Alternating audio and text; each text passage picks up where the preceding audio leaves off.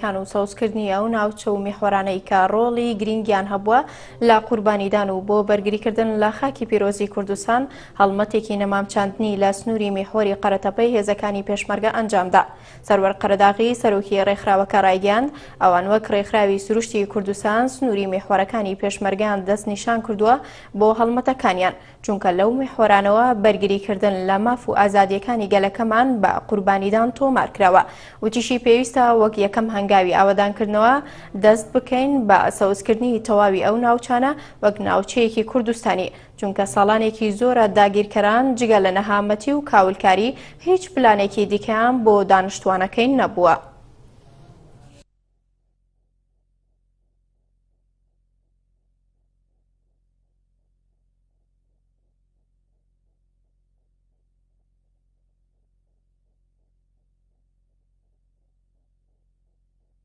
ئەمڕۆ جەنگێک ڕوبەڕووی کوردستان بۆتەوە. ئەو جەنگەر جەنگی داعشە و دیارە جەنگیش کاریگەری ڕاستەخۆی لەسەر ژینگەی ئاوها و خاکی کوردستان هەیە.